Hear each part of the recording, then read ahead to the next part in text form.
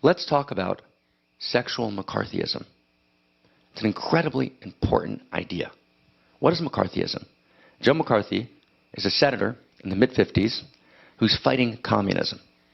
In the mid-50s, we all recognized that communism was actually a significant threat.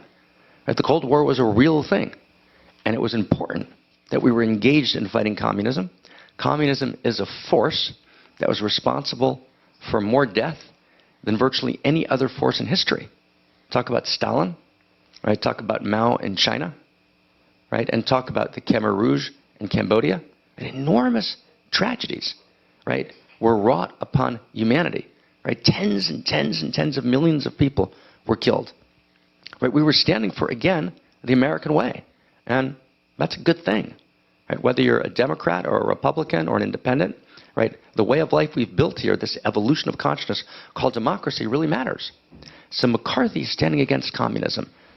And everyone believes in that value.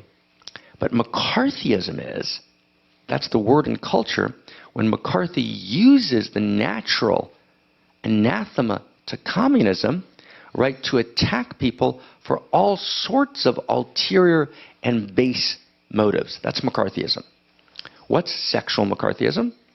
We actually draft our natural anathema, our natural correct and visceral opposition to any form, right, of sexual harassment, for example, and we use it, right, to falsely accuse.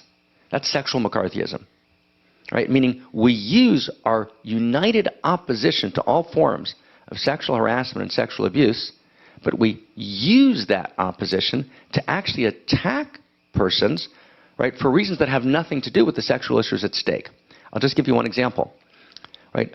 Virtually all of the Republicans involved in moving to take Bill Clinton down over the Monica Lewinsky issue, virtually all, right, at least 7 distinct Republicans involved in that story, themselves had been involved with interns, were having extramarital affairs. That is to say, we're doing precisely what, right, Clinton was accused of.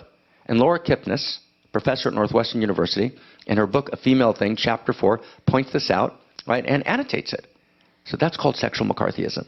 And the issue wasn't actually moral outrage at Clinton, which may well be justified, but that's not the issue. The issue is they were using sexuality, right, to make an attack, which therefore colored judgment, right, and undermined the integrity of the process. We need to stand against sexual harassment.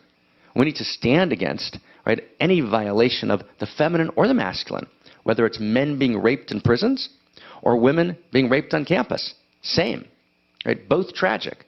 But we can't use our opposition to sexual harassment or rape or any form of abuse as a smokescreen, right, distorting the facts, falsely accusing in order to accomplish other ends. We need to call that out, and it's becoming, right, a virtual epidemic in our culture. It's time to take a stand.